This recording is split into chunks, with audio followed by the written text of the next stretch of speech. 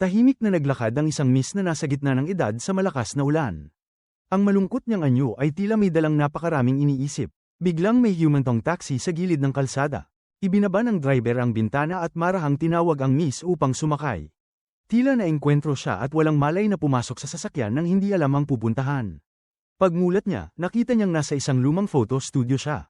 Sa dingding ay napakaraming litrato ng matatanda. Sinubukan ng miss na manatiling kalmado. Inisip niyang dahil narito na siya, ayos lang na magpakuha ng litrato.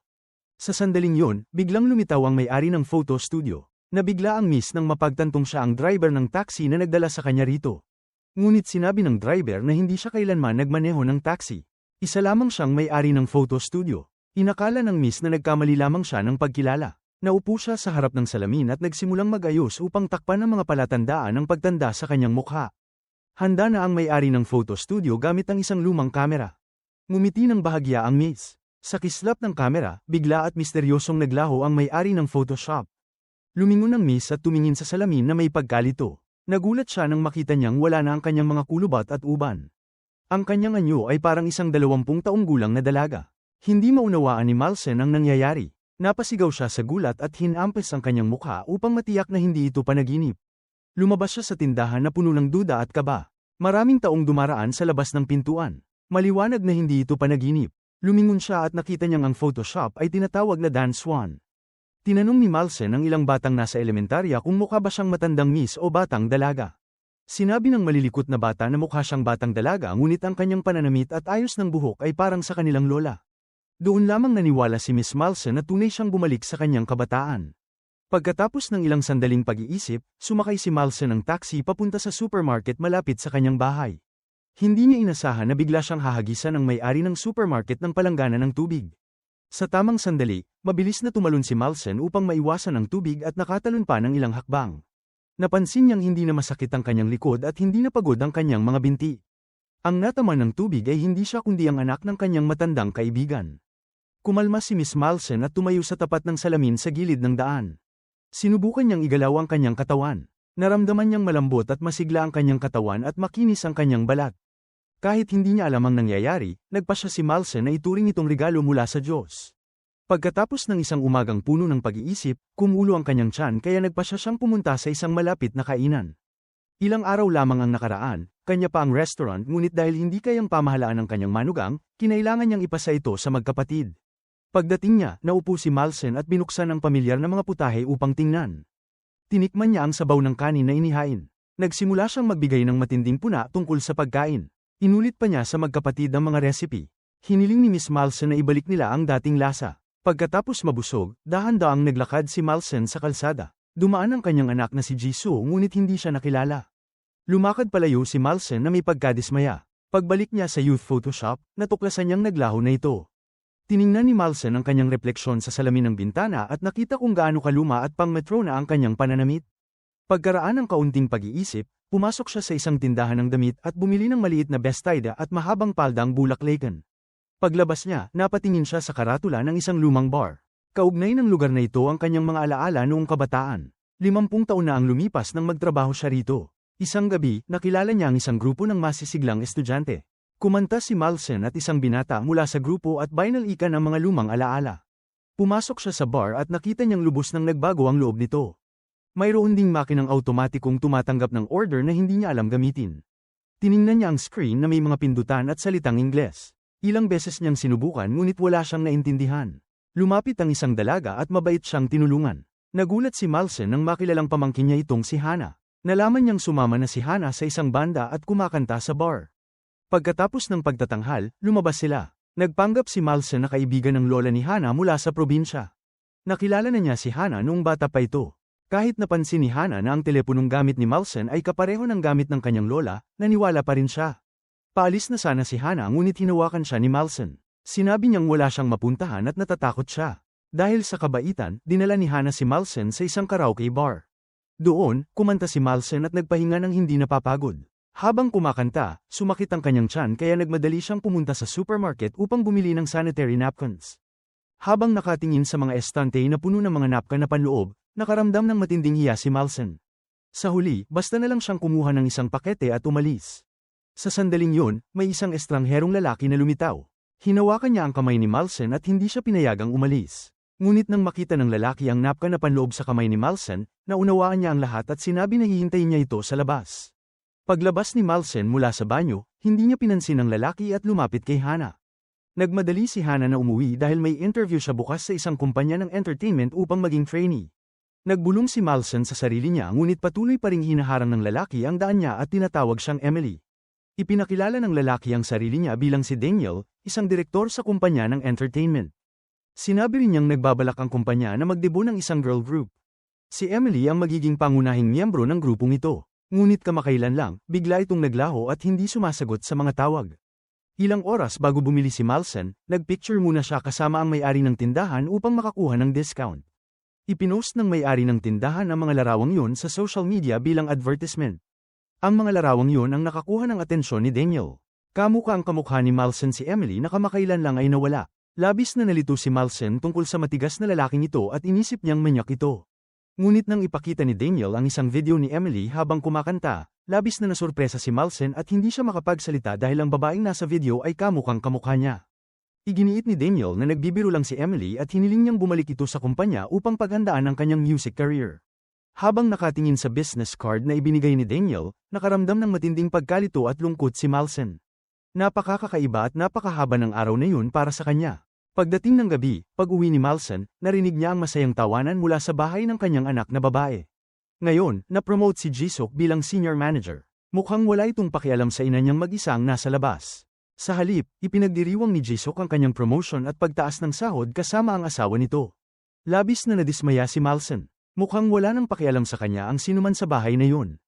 Kinabukasan, curious na pumunta si Malsen sa kumpanya ni Daniel. Nangako si Daniel na gagawin niya itong top singer. Gayunpaman, hindi mapigilan ni Malsen ang kabang baka madiskubre ni Daniel na impostor lamang siya. Kahit sinisikap ipahiwatig ni Malsen ang tunay niyang pagkatao, kumbinsido pa rin si Daniel na siya si Emily.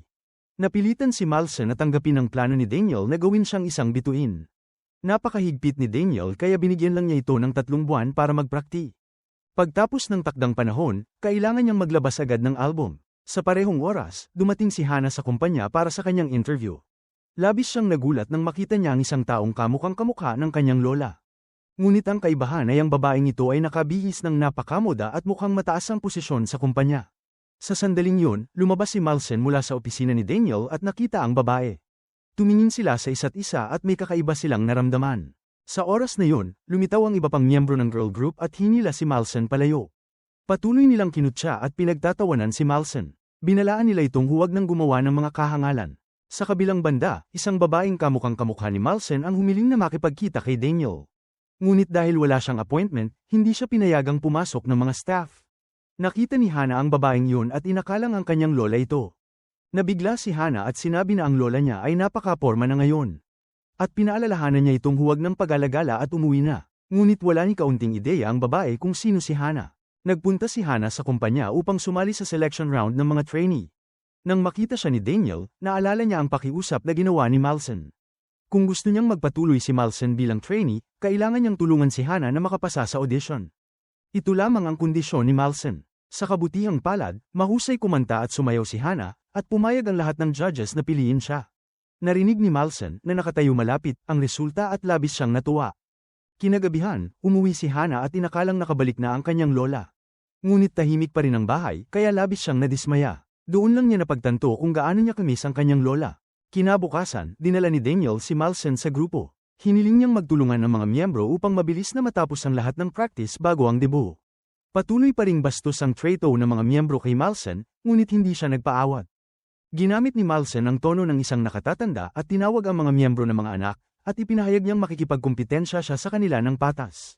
Lubos na nag-iba ang personalidad ni Malsen, kaya nagsimula ng magduda ang kanyang mga superior sa kanyang pagkakakilanlan. Gayunpaman, iginiit pa rin ni Daniel na ang boses sa pagkanta ni Emily ang patunay ng kanyang identity.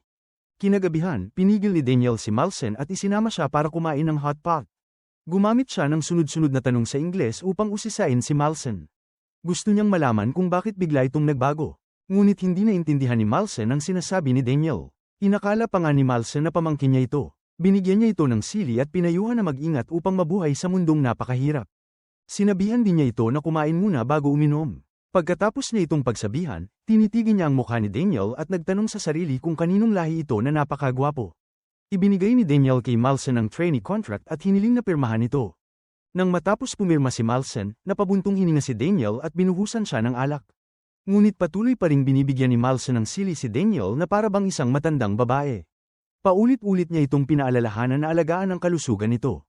Pagkatapos uminom, kailangan daw niyang kumain muna. Kinabukasan, nang magising si Malsen sa dormitoryo, napagtanto niyang nagsimula na ang landas niya bilang trainee. Para mapanatili ang kanilang pangangatawan, ang tanging almusal ng mga trainee ay vegetable salad. Muli na namang nagbunganga si Malsen, iniisip na ang mga kabataan ay dapat kumain ng marami para tumangkad. Kung hindi, hindi na raw sila lalaki. Pagkatapos ng salad, kailangan niyang magtimbang. Ang pinakabatang miyembro ng grupo, dahil sa hindi kontroladong pagkain, ay lumagpas sa tamang timbang. Sinabihan siya ng babaeng naka-assign na magbantay sa kanya na tumakbo ng dagdag na 1 oras sa treadmill. Nang marinig yun, nagbulong-bulong si Malsen na parang matandang babae. Hindi niya maunawaan kung bakit napakahigpit ng mga kabataan sa kanilang sarili. Sumunod naman ang formal practice. Dahil hindi talaga marunong sumayaw si Malsen, mali lahat ng galaw niya at hindi siya makasabay sa ritmo. Dahil dito, hindi mapigilan ng mga miyembro ng grupo ang pagtawa.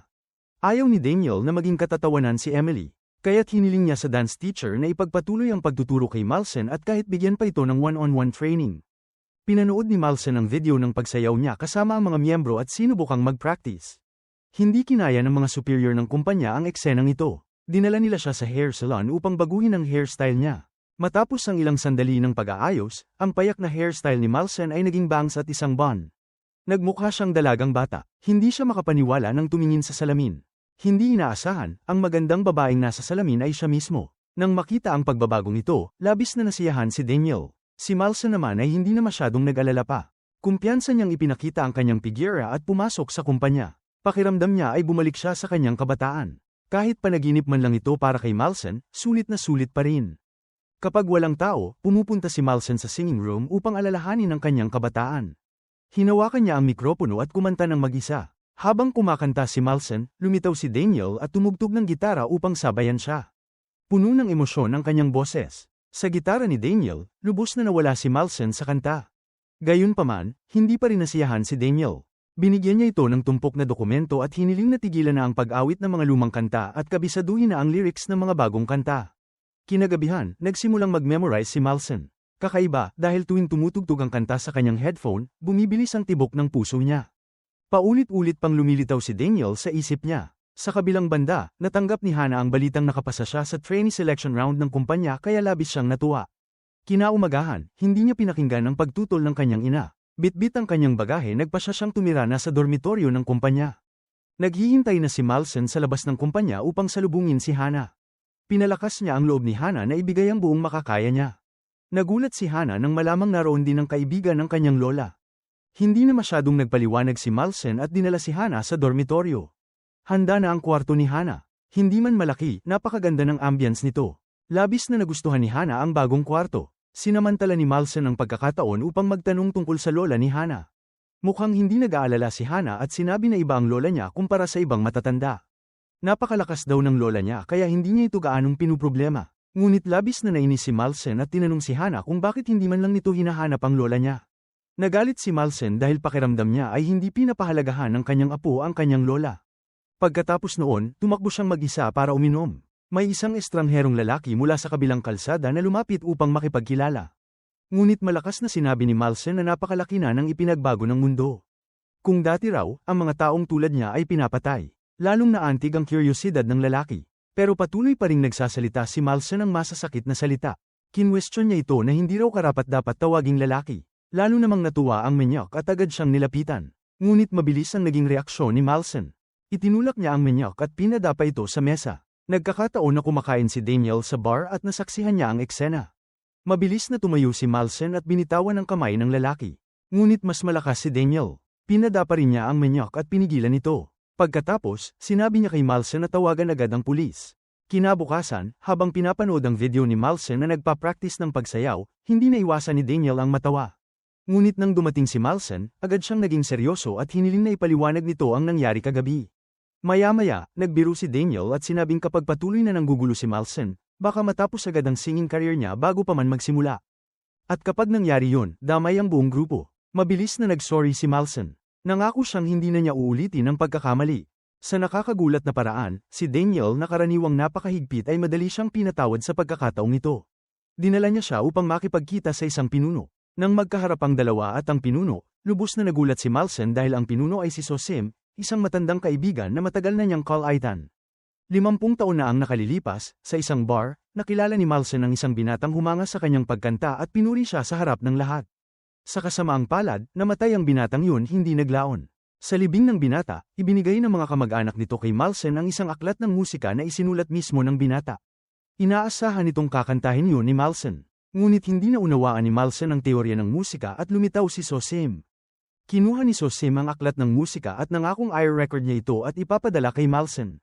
Pagkatapos ay inangkin ni Sosim ang mga kanta at ginamit ang mga yun upang paunlarin ang kanyang karera sa pagkanta. Hindi niya nakilala si Malson. Sinabi lamang ni Sosim kay Daniel na kahawig ni Emily ang isang taong kilala niya noon. Mula kay Daniel, nalaman ni Malson na kapag nagtagumpay si Emily at nakatungtong sa internasyonal na entablado, mararating ni Sosim ang rurok ng kanyang karera at magiging mas perpekto pa ito. Nalito si Malson at nag-isip kung ipagpapatuloy ba niya ang kanyang pangarap o magiging kasangkapan lamang siya upang tulungan ang kaaway na magtagumpay. Sa kanyang pagkalito, humingi si Malson ng payo kay Hannah. Pinayuhan siya ni Hannah na kung may tunay na galit, ang paghabol sa sariling pangarap ang pinakamainam na paraan upang makapaghiganti. Lubos na naunawaan ni Malson ang sinabi ni Hannah. Nagpasya siyang huwag hayaang maging hadlang ang anumang alitan sa kanyang kinabukasan. Pagkaraan ng isang gabing pag-ensayo, nagawa na ni Malson na sumayaw ng maayos. Patuloy siyang nagsumikap sa pagkanta, pagsayaw, at palakasan. Habang nagsasanay siya, hinila siya ni Hannah. Sinabi ni Hannah na tutulungan niyang malampasan ni Malson ang mga balakid ng katandaan. Matututo si Malson ng mga bagong bagay. Nalaman ni Malson na tinawag siya ng mga kasapi ng grupo na nursing home dahil ang tono ng kanyang boses ay parang sa isang matandang tao. Alam ito ni Hannah kaya gumawa siya ng serye ng mga tuntunin upang mapabuti ang paraan ng pagsasalita ni Malson. Halimbawa, kapag nais niyang bigyang diin ng isang bagay, kailangan niyang magdagdag ng mga salitang gaya ng super sarap o super ganda. Tinuruan din ni Hannah si Malson ng mga karaniwang salita at pariralang ginagamit sa internet at mga nakakatawang pagdadaglag. Hiniling ni Hannah kay Malson na tumigil sa paggamit ng lokal na dialekto at kabisaduhin ang mga slang na ginagamit ng kabataan sa internet. Masaya si Malson sa pag-aalala ni Hannah sa kanya. Ngunit kasabay nito, napagtanto rin ni Malson na patuloy na may panganib sa paligid niya. Inilabas ng mga kasapi ng girl group ang isang pakete ng gamot at sinabing kay Emily yun. Mayroon itong mga antidepressant at pampakalma. Pinaghinalaan nilang ang galing ni Emily sa pagkanta at pagsayaw ay dahil sa epekto ng gamot. Hindi sumang-ayon si Malson sa ganitong pag-iisip. Naniniwala siyang kung kailangan niyang uminom ng gamot, dapat siyang alagaan at tulungan ng mga kasapi at hindi samantalahin ang pagkakataon upang saktan siya. Binalaan ni Malson ang mga kasapi na kapag patuloy nilang pinapakialaman ang kanyang mga gamit, lalaban siya hanggang dulo. Nang gabing yun, nanood si Malson ng isang video ng isang male group na sumasayaw. Nagulat siya nang makitang ang taong nasa gitna ay si Daniel. Sinabi ni Hannah kay Malson na dati si Daniel ang pangunahing kasapi ng isang maalamat na boy group. Noon, may isang siraulong tagahanga na sumusunod at nanggugulo sa kanila. Nang i-report ng mga kasapi sa pulis, tumayo si Daniel at anak ko ang sisi. Sinabi niyang girlfriend niya ang tagahanga. Dahil dito, nasangkot sa iskandalo ang grupo at tuluyang nabuwag. Pagkaalis ni Daniel sa grupo, nagtrabaho siya bilang isang music producer. Ngayon, tuwing makatanggap si Daniel ng mensahe mula sa isa pang baliw na tagahanga, labis siyang natatakot. Habang nag-aalala si Daniel tungkol dito, nakita niyang nakatalikod si Malson at nakaharap ang puwitan sa elevator. Sa sandaling yun, nagpasya si Daniel na yayain si Malson na kumain ng hot pot. Matagal na panahon nang hindi malayang nakakakain si Malson. Nakita ni Daniel kung gaano karami ang kinakain niya kaya hindi niya napigil ang matawa at tuksuhin siya. Ngunit hindi ito ininda ni Malson. Agad niyang binigyan si Daniel ng isang pirasong pritong manok at sinabi na kung busog ang tao, magkakaroon siya ng lakas upang magtrabaho. Pagkasabi noon, inilabas niya ang isang bote ng gamot para sa stress at ibinigay kay Daniel. Nakita ni Daniel ang tahimik na pag-aalaga ni Malson at lamambat ang kanyang mga mata na may kasamang mainit na ngiti. Ngunit diretsahang sinabi ni Malson na ang mga taong tulad mo ay hindi ko tipo. Kailangan ay nasa 60 taong gulang pataas upang matawag na tunay na lalaki. Umiinom noon ng tubig si Daniel at muntik ng mabulunan at napaubo. Tiningnan niya si Malson na hindi makapaniwala sa kanyang narinig. Kinabukasan, nang panoorin ng mga teacher ang video ng ensayo ng girl group, napansin nilang mabilis ang progreso ni Malson hanggang sa kayanan niyang makisabay sa ibang kasapi. Gayunman, napag-usapan ng mga teacher na maaaring umiinom si Malson ng gamot. Agad siyang ipinagtanggol ni Daniel. Sa tingin niya, hindi dapat hinuhusgahan ng mga teacher ang kanilang mga estudyante. Sa oras na ito, sumali na si Hana sa grupo ni Malsen at naging bagong kasapi. Pinabibilis ng kumpanya ang progreso at inatasan ng girl group na tapusin agad ang kanilang debusong. Kasabay nitong sinusuri nila ang antas ng 6 na kasapi. Ang mga hindi makakatugon sa hinihingi ay aalisin mula sa grupo. Bukod sa pag-ensayo para sa paglabas ng album, naglilibot pa rin si Malsen malapit sa kanyang bahay at nadiskubre niyang ang tindahang ipinasa niya ay wala nang bumibisita. Sinabi ng may-ari ng kalapit na supermarket na may kumalat na chismis na naglalagay sila ng cream sa sopas. Kumalat online ang balitang ito, dahilan para unti-unting bumaba ang benta. Sa gitna ng pag-uusap, ipinahayag din ng may-ari ang pag-aalala niya dahil umalis si Malsen sa bahay. Naramdaman ni Malsen ang pag-aalaga nito at medyo naantig ang puso niya. Sa oras na yun, dumating ang isang matandang lalaki na nakaayos ang suot upang hanapin ang may-ari ng supermarket. Nakilala agad ni Malsen ang lalaking ito. Isa ito sa mga dating suki ng kanyang tindahan. Palagi itong gumagamit ng matatamis na salita kapag kaharap ang mga babae. Ngayon, nang makita ni Malsen na sinusubukan ng babaero na makipagkilala sa may-ari ng supermarket, mabilis niyang hinila ang may-ari palayo. Sinabi ni Malsen na kitang-kita niya ang tunay na mukha ng lalaking ito. At pinayuhan niya ang may-ari ng supermarket na lumayo rito. Paglabas niya ng supermarket, pumunta si Malsen sa sauna. Sa harap ng mga matatandang babae doon, nagsimula siya sa ilang body stretching exercises at namangha ang mga naroon sa kanyang flexibility. Habang naruroon, narinig ni Malsen ang usapan ng mga babae at nalaman niyang naghahanap pala ng bahay ang kanyang anak. Mukhang balak nitong lumipat at mamuhay ng hiwalay. Naisip ni Malsen na hindi naman siya nasa bahay. Mukhang masaya at komportable ang buong pamilya. Sa panahong ito, ang tanging taong regular na nakikipag-ugnayan sa kanya ay si Gapyong. Kaibigan niya ito ng mahigit 60 taon. Araw-araw siyang hinahanap ni Gapyong. Pakiramdam nito ay wala ng saysayang buhay kapag wala si Malsen sa tabi niya. Nang gabing yun, nang tumawag si Gapyong kay Malsen, masigla nitong tinanong kung kumusta na siya. Ngunit pagharap ni Gapyong, may nakatayong batang babae sa likod niya na nagsabing siya raw ang hinahanap nito. Tuluyang nagulat si Mr. Gapyong at hindi maintindihan ang sinasabi ng dalaga. Doon nagsimulang ikwento ni Malsen ang mga alaala mula 50 taon na ang nakalipas kasama si Gapyong. Araw yun ng isang mahalagang wrestling tournament. Nakipaglaban si Mr. Gapyong sa kalaban upang makuha ang puso ni Malsen. Ngunit dahil kumain siya ng kordero, sumakit ang tiyan niya at natalo siya sa laban. Nang marinig yun, agad na nakilala ni Gapyong si Malsen. Noon lamang niya pinaniwalaang ang batang babae sa harap niya ay si Malsen talaga. Ipinahayag ni Malsen kay Gapyong na nais niyang bumalik sa bahay upang malaman ang tunay na nararamdaman ng pamilya niya para sa kanya at humiling siya ng tulong. Nang gabing yun, pumunta si Gapyong kina Jisok at sa asawa nito at hiniling na payagan silang patuloyin ang ipinakikilala niyang matalik na kaibigan na si Emily sa loob ng 1 linggo. Matapos mag-alinlangan, pumayag si Jisok. Upang hindi mabunyag ang pagkakakilanlan ni Malsen, binigyan siya ni Gapyong ng bagong telepono. Sinabihan niya si Malsen na huwag magsabi ng anumang bagay na madaling makapagtulak sa iba para makilala siya. Kinabukasan, sa gabay ni Gapyong, bumalik si Malsen sa kanyang bahay. Hindi inaasahan, may babaeng nasa bakuran. Kamukhang kamukha ito ni Malsen. Noon napagtanto ni Malsen na ito ang babaeng nakita ni Hana sa kumpanya at napagkamalan nitong siya ang lola niya. Tinulungan pa ito ni Hana na sumakay ng taxi at sinabi sa driver na ihatid ito pauwi. Ngayon, magkatapat na ang batang Malsen at ang matandang Malsen. Upang hindi siya makilala ng pamilya, mabilis niyang hinila ang babae at tinanong kung sino ito. Laking gulat ni Malsen nang tawagin siya nitong ate. Nang makilala niyang ito pala ang kapatid niyang babae, malamig nitong itinulak si Malsen at hindi niya maunawaan kung bakit nagpapanggap ang kapatid bilang siya. Walang sino mang gustong tumanggap sa babae. Napagtanto ni Malsen na nagbago na ang anyo niya at naging dalaga. Nagtaka siya kung paano siya nakilala ng kapatid sa ganitong anyo. Nang sasabihin na sana ng kapatid ang totoo, tumawag ang taong nag-inject sa kanilang dalawa at sinermonan ang kapatid dahil sinuwi niya ang mga patakaran. Dahil sa paalala, agad na umalis ang kapatid. Ang driver na yun ang nagbigay ng kabataan kay Malsen. Dahil lumabas si Malsen nang hindi nagpapalam, na late siya ngayong araw. Paulit-ulit siyang tinawagan ni Daniel ngunit walang natanggap na tugon. Kahapon, walang takot na inanunsyo ni Malsen na lalabas siya ng dormitoryo ng 10 araw para asikasuhin ang ilang personal na bagay. Ngunit tiniyak niya na hindi maaapektuhan ang debut schedule ng grupo. Gayunman, malinaw na nabali ni Malsen ang kanyang pangako dahil sa pagiging late.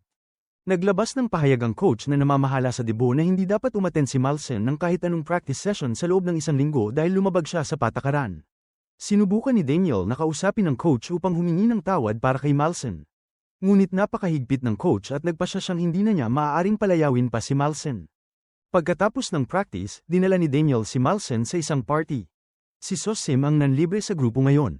Nang makita ni Malsen ang presidenteng nagnakaw ng kanyang kanta, agad niyang tinawid ang mga braso niya sa dibdib.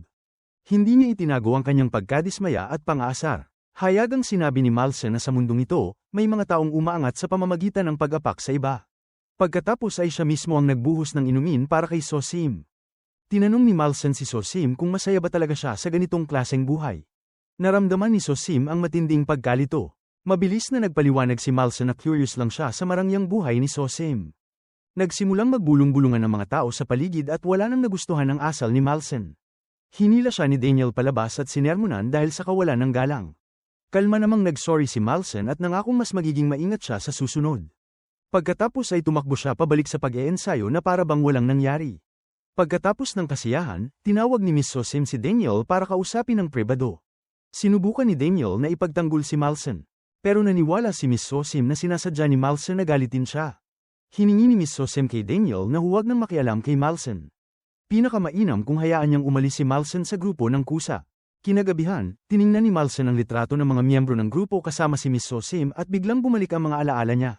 Mahigit 50 taon na ang nakalipas, kinuha ni Miss So-sim ang kantang para sa kanya. Dahil dito, sumikat at naging matagumpay si Miss So-sim. Pagkatapos noon, hindi na siya pumunta sa bar para makita si Malsen. Inalala ni Malsen ang mga alaala habang masigasig pa rin siyang nag-eensayo sa practice room. Sumulat si Malsen ng paalala para sa sarili na ang landas tungo sa pagsakop ng kanyang pangarap ay nagsisimula pa lamang. Kamakailan, nakatira si Malsen sa bahay gamit ang pangalang Emily. Hindi alam ni Jesuk ang katotohanan ito kaya hiniling niya kay Emily na huwag galawin ang mga gamit ni Malsen.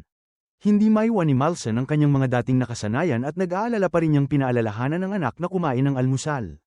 At tinanong niya kung bakit madalas pumunta si Jesuk sa opisina ng real estate nitong mga nakaraang araw. Medyo nagulat si Jesuk sa paraan ng pagsasalita ni Emily dahil ang tono at salita nito ay halos kapareho ng sa kanyang ina. Pero inisip lamang ni Jesuk na kakaiba lang talaga ang dalagang ito. Pagbalik ni Malsen sa kumpanya, nakita niya si Daniel na labis na balisa. May bumabagabag sa kanya, lumabas na kagabi, natuklasan ni Daniel na may pumasok sa kanyang bahay. Kasabay nito, ang isang baliw na tagahanga niya ay patuloy siyang ginugulo at nagpapadala ng mga mensaheng nagpapapanik sa kanya. Binigyan ni Malsen si Daniel ng herbal pill para mas gaman ang pakiramdam niya. Pagkatapos noon, dinalhan niya si Daniel ng isang tasa ng jujube tea na siya mismo ang gumawa. Kahit na natiling malamig at nanunuya si Daniel, ang paraan ng pagtitig niya sa tasa ng tsaa ay nagpakita ng kaunting lambot. Sa panig naman ni Hana, marami siyang kinakaharap na hirap nitong mga araw. Sinusubukan niyang makibagay sa grupo pero ayaw sa kanya ng ibang miyembro. Ang pagpasok ni Hana ay nagbawas sa parte ng iba sa pag-awit at pagsayaw. Kaya hindi sila masaya. Nang araw na yun, tumawag ang ina ni Hana para anyayahan siyang kumain. Nag-aalala ang ina niya dahil hindi ipinagpatuloy ni Hana ang pag-aaral sa universidad at mas pinili ang pangarap na maging idol. Kaya hindi naglakas loob si Hana na sabihin ang totoong sitwasyon. Sinabi lang niya na maayos ang lahat at pinaalalahanan ng ina na bigyang pansin si Malsen. Sa harap ng pagiging matigas ni Hana, napabuntong hininga si Jesuk. Samantala, pinapante ni Daniel si Malsen sa recording studio. Gusto niyang subukan ang kakayahan ni Malsen sa pag-awit nitong mga araw. Nang magsimulang kumanta si Malsen, napaluwag ang paghinga ni Daniel dahil maayos pa rin ang tunog. Pero pagdating sa chorus, nakarinig si Daniel ng kakaibang harmonic na hindi katunog ng boses ni Emily. Agad nagsalita si Malsen na pinagmumultuhan ng studio at may maltong nakaupo sa likod ni Daniel. Kasabay ng pagkurap ng mga ilaw sa loob, agad natakot si Daniel. Pero pagkatapos noon, malakas na tumawa si Malsen at sinabing walang multo at biro lang ang lahat. Kinagabihan, natatawa pa rin si Malsen habang naaalala kung paano natakot si Daniel. Dumating si Gapyong at inaya siyang kumain ng karne. Kumain ng malaya si Malsen at labis na natuwa dahil sa sinseridad ni Gapyong. Pagkatapos kumain, naglakad-lakad sina Malsen at Gapyong. Sa kanilang pag-uusap, napagtanto ni Malsen na ang kabataan ngayon ay hindi lamang puro reklamo, kundi matatalino at matatag din sila. Habang naglalakad, napulot ni Malsen ang isang palumpo ng bulaklak at hiniling kay Mr. Gapyong na bilhin ito para sa kanya. Hindi inaasahan na ang eksena ng dalawa habang nagbibiruan ay nakuna ng isang tao. Kinabukasan, nahuli na naman si Malsen sa ensayo. Pagkatapos ng practice, pinagalitan ni Malsen ang isang miyembro dahil sinadya nitong sabihin ang maling oras upang mahuli siya. Para kay Malsen, lahat ay dapat patas. Pero hindi nagpaawat ang miyembrong yun. Naisip niya na hindi kayang kunin ni Malsen ang mahalagang posisyon niya. Kinagabihan, tinawagan ni Miss Junsim si Daniel at ipinakita sa kanya ang mga litrato ni Malsen at Gapyong. Makikita sa mga larawan na magkasama sila ng may paglalapit na kainahinala. Ang mga larawang ito ay palihim na kinunan ng miyembrong sinadya ang pagbabago ng oras ng ensayo. Para kay Miss Junsim, hindi nararapat ang mga kilos ni Malsen para sa isang idol. Hindi matatanggap ang ganitong negatibong chismis. Hiningi niya kay Daniel na huwag nang ipagtanggol si Malsen.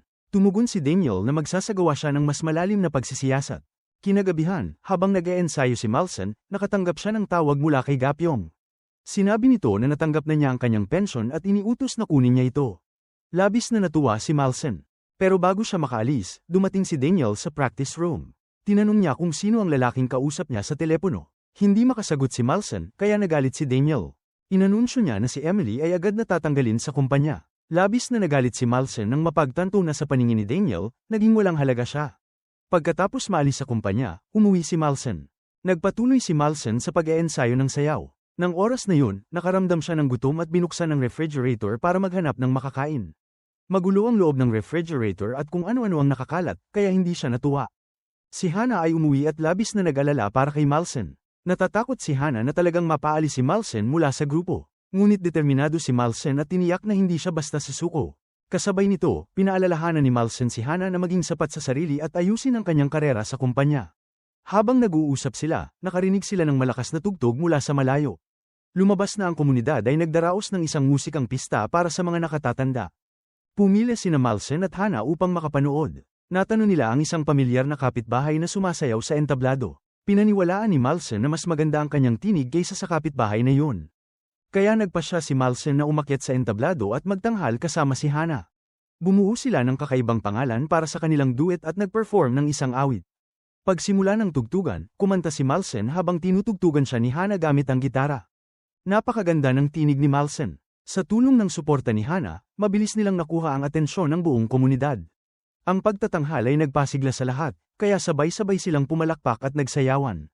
Naging sobrang masigla ang buong paligid. Pagkatapos ng pista, ang may-ari ng maliit na supermarket malapit roon ay naging masugid na tagahanga ni Malsen.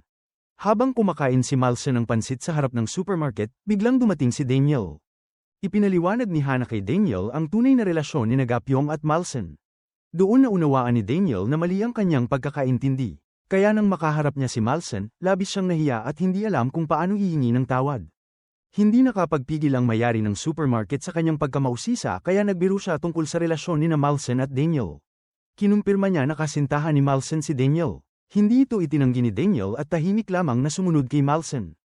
Hindi nila namalayan na nakapasok na sila sa bahay ni Gapyong. Ang inutil na anak ni Gapyong ay nagpaplanong gawing homestay ang bahay at popahan ito. Nakita ito ni Daniel at nagpa siyang bilhin ng bahay at doon tumira. Sa ganoong paraan ay katabi na niya ang tinitirhan ni Malsen. Ayon sa gabay ni Malsen, balak sanang paalisin ni Gapyong si Daniel. Ngunit labis na nangangailangan ng pera ang anak ni Gapyong kaya pinilit nitong papirmahin si Gapyong sa kontrata ng pag-upa. Pagkapirma ni Daniel sa kontrata, taos-pusong humingi siya ng tawad kay Malsen. Nang gabing yun, pinag-isipan pa ni Malsen kung dapat ba niyang patawarin si Daniel o kung magtatago muna siya ng kaunting lamig upang mapanatili ang kanyang dignidad. Samantala, si Jisok ay umiinom sa sala. Nilapitan ni Malsen si Jisok at sinermonan nito ng ilang salita. Ngunit lasing na si Jisok at sinabi niyang talagang kinaiinisan niya si Malsen dahil pakiramdam niya ay hindi kailanman naunawaan ni Malsen ang nararamdaman ng kanyang ina. Hindi na nakipagtalo si Malsen. Napabuntong hininga siya at kinuha ang basong may alak mula sa kamay ng kanyang anak. Pagkatapos ay tinitigan niya ang inutil niyang manugang. Kahit may kaunting tampo si Malsen sa kanyang anak, nang makita niya ang halos walang laman na refrigerator, naramdaman niyang kailangan niyang kumilos. Kinabukasan, nang magising si Jisok, nadatnan niya ang kanyang asawa na kumakain ng kimchi na niluto ng kanyang ina. Ang akala nila ay palihim na umuwi ang kanilang ina kagabi. Samantala, nakaupo si Malsen na walang sigla sa bahay ni Gapyong. Natatakot si Malsen na muli na namang makarinig ng reklamo mula sa kanyang anak. Inaliw siya ni Mr. Gapyong at binigyan siya ng helmet. Ihahatid na sana niya si Malsen papunta sa kumpanya. Ngunit biglang dumating si Daniel at kinuha ang helmet, iginiit na dapat sumama si Malsen sa kanya. Hindi sumangayon si Mr. Gapyong. Ngunit sinabi ni Daniel na kailangan niyang protektahan si Malsen, kaya kailangan itong sumakay sa kanyang kotse. Nang makita ni Gapyong na may kasamang ibang lalaki si Malsen, hindi niya napigil ang malungkot. Pagdating sa kumpanya, muling nabawi ni Malsen ang kanyang sigla at ipinahayag sa mga kasapi na gagawin niya ang lahat para sa kanilang debo. Sinabi rin ni Hana ang parehong bagay kagabi. Nauunawaan niya na ang bawat isa ay nagsisikap para sa kanilang mga pangarap. Ngunit alam din niyang walang permanenteng kaaway o kaibigan.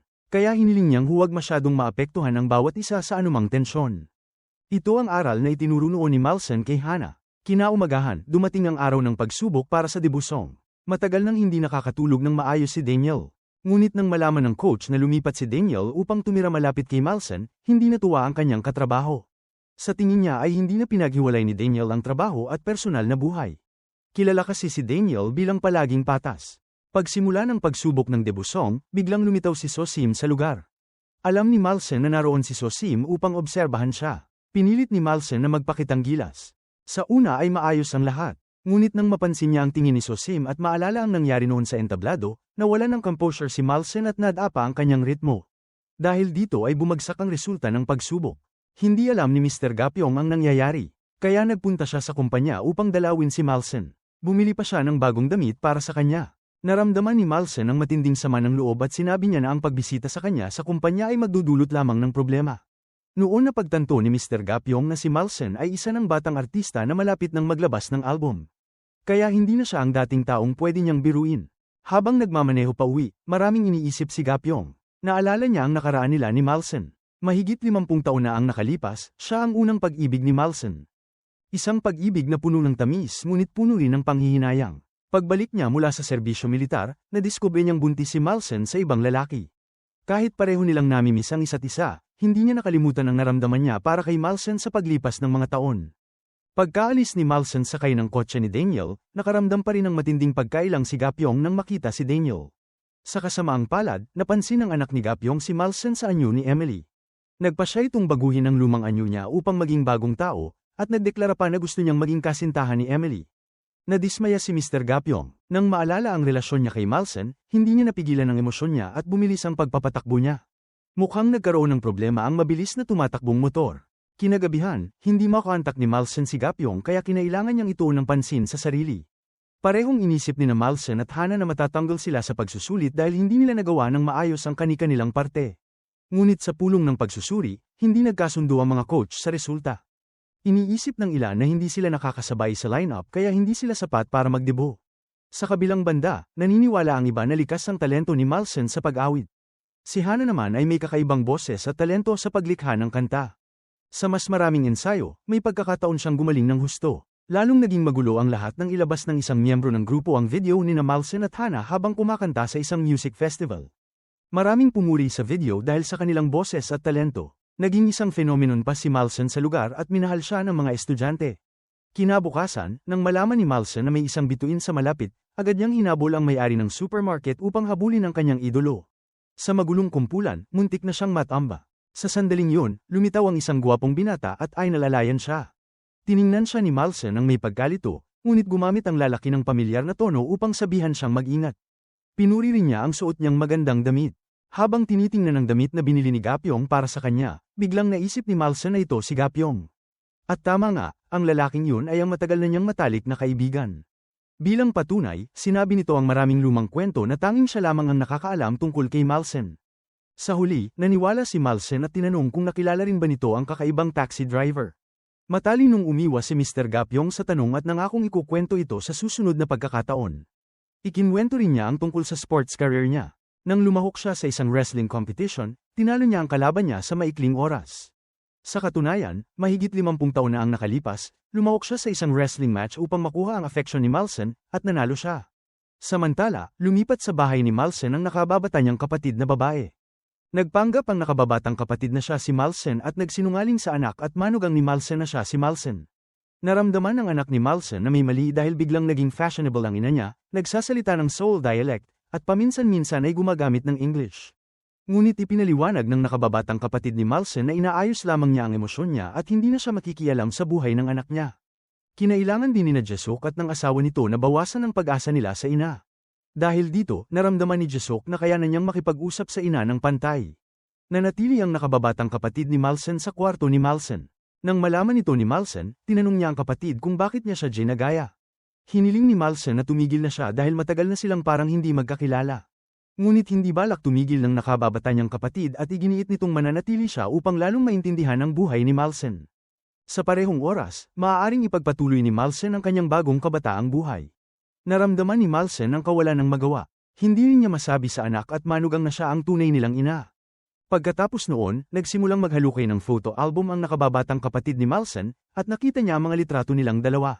Napagtanto niyang hindi siya nakalimutan ng kanyang kapatid. Pagkatapos ay sinimulan ng nakababatang kapatid ni Malsen na subukang buuin ang relasyon niya sa manugang, at hiniling niya na tulungan siyang ayusin ang relasyon ni Malsen at ng anak nito. Isang araw, pumunta sa restaurant ang nakababatang kapatid ni Malsen. Ang mga tao sa paligid ay nagchichismis tungkol sa pagkawala ni Gapyong. Kumalat ang sabi-sabi na magkasama raw na tumakas sina Gapyong at Malsen. Napansin ng mga kapitbahay ang pagiging malapit ni Malsen at Gapyong. Upang protektahan ang reputasyon ni Malsen, hayagang sinabi ng nakababatang kapatid na gusto niya si Tom Hanks at hindi isang lalaking tulad ni Gapyong. Nagsimulang mag-alala si Malsen tungkol kay Gapyong. Naging mas bata rin si Gapyong, at dahil nagpapanggap ang kapatid niya bilang siya, naging hindi handa si Malsen sa sitwasyon. Habang iniisip niya ito, biglang lumitaw si Daniel. Curious si Malsen tungkol sa resulta ng debusong test ng mga trainee. Nag-aalala si Malsen na matatanggal sila ni Hana. Tiniyak ni Daniel na palagi siyang nasa panig niya at mananagot siya hanggang sa huli. Ang mga salitang yun tungkol sa pananagutan ay nagbigay ng pagkalito kay Malsen. Nag-alala si Malsen tungkol sa magiging relasyon nila ni Daniel sa hinaharap. Ngunit ngumiti lamang si Daniel nang hindi sumasagot. Lalo itong nagpasidhi sa kuryosidad ni Malsen. Isang malaking sorpresa ang nangyari nang ang video ng pagtatanghal ni Malsen at Hana sa entablado sa pista para sa mga nakatatanda ay may upload at kumalat online. Naging internet phenomenon ang dalawa. Pinuri ng mga manunood ang kanilang tinig at talento. Napagtanto ni Daniel na magandang oportunidad ito para sa promosyon kaya nagdesisyon siyang ilabas ang impormasyong ito sa media. Gayunpaman, nang nagpulong ang board of directors upang magdesisyon kung sino ang magdedebo, nahati ang kanilang opinyon. May ilang naniwala na ang ginawa ni Malsen at Hana ay para lamang sumikat at pawang swerte lang. Pinanindigan ni Daniel na ang kasikatan ng video ay patunay ng positibong tugon mula sa publiko. Ito ang pinakamainam na pagsubok upang malaman kung sino ang dapat magdebo. Nagulat ang lahat nang ilabas ni Daniel ang title song ng girl group. Sobrang angkop ito sa estilo at personalidad ni Emily. Dahil sa epekto ng video at sa matibay na suporta ni Daniel, natuwa sina Malsen at Hana dahil hindi sila matatanggal agad. Gayunpaman, nagsimulang magreklamo ang natitirang mga miyembro ng grupo. Pakiramdam nila ay kumikilos si Malsen ng mag-isa at wala ng patas na labanan. Nakahinga ng maluwag si Malsen dahil hindi siya nandaya at umasa lamang siya sa kanyang sariling kakayahan upang mapuri. Kung hindi kontento ang mga miyembro, dapat silang magsikap pa kaysa magselos. Ngunit ang mga salitang ito ni Malsen ay nagpagalit sa mga miyembro. Inisip nila na masyado siyang mayabang. Bukod dito, si Sosim, na nagnakaw ng kanta ni Malsen 50 taon na ang nakalipas, ay hindi rin masaya sa tagumpay ni Emily. Nang makita ni Sosim si Emily na kumakanta sa entablado sa Senior Citizen Festival, naalala niya ang nakaraan. Ginamit niya ang kanta ni Malsen upang sumikat. Naalala niya rin ang harapin siya ni Malsen dahil sa pagnanakaw ng kanta. Hindi naman nakaramdam ng pagsisisi si Sosim at inisip niyang mas siya ang nagustuhan ng lalaking gusto rin ni Malsen. Para kay Malsen, hindi lamang ang kanyang kanta ang naaga kundi pati ang kanyang buhay at mga pangarap. Ngunit hindi kailanman lumingon si Sosim at agad siyang umalis. Ngayon ay nababalisa si Sosim kapag nakikita niya si Emily. Kaya nagpasya siyang imbestigahan si Emily. Bilang pinuno ng kumpanya, kinausap niya ang mga coach at nagbigay ng pahiwatig na hindi niya gusto si Emily. Kasabay nito, binalak niyang gamitin ang sarili niyang paraan upang alisin si Emily mula sa grupo. Inutusan ni Sosim ang mga coach na maghanda ng alternatibong plano. Patuloy namang kumalat sa internet ang video ni Hana at Malsen sa pista. Pinanood din ni Jisuk ang video. Bukod sa maliwanag ng ngiti ni Hana sa entablado, nakapagtataka na nang makita ni Jisuk si Emily, naalala niya ang imahe ng kanyang ina na kumakanta sa bahay. Nang gabing yun, nakita ni Malsen ang anak ni Gapyong na nakaupo sa hagdan habang umiiyak. Nag-aalala ito dahil ilang araw nang hindi nakikita ang kanyang ama. Natatakot siyang may nangyari dito. Marahang inaliw siya ni Malsen. Ngunit hindi nagtagal, lumitaw ang batang si Gapyong. Natural niyang binati si Malsen, na agad namang ikinagalit ni Daniel na nakatayo malapit. Tinanong ni Daniel kung sino ang lalaking yun. Hindi maipaliwanag ng malinaw ni Malsen. Ngumiti si Gapyong at ipinakilala ang sarili na titira siya sa motel na katabi. Gayunpaman, nanatiling hindi komportable si Daniel. Upang masundan muli si Malsen, nagpasya si Gapyong na manatili sa homestay ng kanyang anak. Kinabukasan, nang magkita sila ni Daniel sa kumpanya, agad niyang isinara ang pinto ng elevator. Sinubukan siyang pigilan ni Malsen. Diretsahang nagtanong si Daniel at nagduda sa relasyon ni Malsen at Gapyong. Binalaan ni Malsen si Daniel na huwag hayaang makaapekto ang kanyang buhay paibig sa kanyang trabaho. Nagalit si Malsen sa ugali ni Daniel. Sa sandaling yun, kinausap ng pribado si Malsen ang guide. Dahil sa plano ng chairwoman na si Sosim na paalisin siya mula sa kumpanya, pinaalalahanan siya ng guide na bumalik agad sa dormitoryo ng kumpanya sa halip na lumikha ng mga chismis sa labas, lalo na kay Daniel. Binalaan din siya ng guide na mag-ingat sa kanyang mga kilos. Samantala, nagtungo si Gapyong sa shopping mall upang bumili ng regalo para kay Malson. Sinabi niya sa sales staff na ito ay para sa kanyang kasintahan. Nang gabing yun, nang makita ni Malson si Gapyong na naglalakad sa kalsada, kinabahan siya dahil baka magkaroon ng tsismis tungkol sa kanilang dalawa. Sa oras na yun, bumalik si Daniel sa motel at aksidenteng nakita si Gapyong at Malson na nagbibiruan. Nainis siya at sinabihan si Gapyong na lumayo kay Malson. Ngunit tumanggi si Gapyong. Idineklara niya na ipagpapatuloy niya ang pagsisikap upang muling makuha ang puso ni Malson. Nakita ni Malson na tila maglalaban na ang dalawang lalaki dahil sa kanya kaya agad niya silang pinigilan at ipinaliwanag na si Gapyong ay matagal na niyang kaibigan noong bata pa. Umaasa si Malson na hindi siya muling ma-misinterpret ni Daniel. Kinabukasan, dinala ni Daniel si Malson sa kumpanya. Sa loob ng sasakyan, mukhang pagod si Malson kaya pinatugtog ni Daniel ang isang kantang madalas niyang awitin noong siya ay singer pa. Sinabi niyang tinatawag itong pampakalma ng kanyang mga babaeng tagahanga. Pagkatapos ay tinakpan niya ang isang mata ni Malson gamit ang kanyang kamay upang hindi tumama ang liwanag. Nang gabing yun, habang umiinom sila ng tsaa sa motel, napansin ni Malson na tila may mabigat na iniisip si Daniel. Ibinahagi ni Daniel na ilang gabi na siyang kinatatakutan ng kanyang mga panaginip at ang mga taong nasa kanyang panaginip ay tila lumalabas sa totoong buhay. Agad na nagbiro si Malson na kung mangyari yun sa kanya, sisipakan niya ang manggugulo upang hindi na ito magparamdam muli. Kung natatakot si Daniel sa multo, pwede raw siyang tumayo sa likuran ni Malson para protektahan siya. Napangiti nito si Daniel. Pero biglang naging seryoso si Malson at sinabihan siyang huwag umiwas, kundi harapin ang lahat ng hamon. Uminit ang puso ni Daniel sa malalamang na salita ni Malson. Hindi niya napigil ang haplasan ang ulo nito, dahilan para mamula sa hiya si Malson. Pagpatak ng gabi, bago matulog, paulit-ulit na naaalala ni Daniel ang sinabi ni Malson, at sobrang saya niya. Pero kinaumagahan, nang magkasalubong sina Daniel at Gapyong sa labas ng motel, agad silang nagkapikunan at ayaw magbigayan sa daan. Para mapaalis si Daniel, sinimula ni Gapyong sirain ang air conditioner. Habang naliligo si Daniel, biglang nawala ang tubig at naging malamig ang shower. Si Gapyong pala ang nag-adjust ng switch sa labas. Dahil sa lamig, nagsimulang sipunin si Daniel kaya nag-iwan siya ng note sa pintuan, hinihiling na ayusin agad ng anak ni Gapyong ang heater. Pero kinuha lang ito ni Gapyong at hindi pinansin. Hindi lang yun, palihim pa siyang nag-ensayo para pagandahin ang katawan. Dati, malabo na ang paningin niya at kailangan ng salamin para magbasa. Pero nang makita niya ang maskulado at batang-batang katawan ni Daniel, nagselos siya at nagdesisyon na magpapogi rin. Sinimulan niyang sulatan si Malsoul Thon, at sinabing kahit paano pa magbago ang anyo nito, mananatili itong babaeng minahal at hindi niya nakalimutan. Sa gitna ng lahat ng ito, napansin siya ng isang TV station at inalok ng kontrata bilang idol.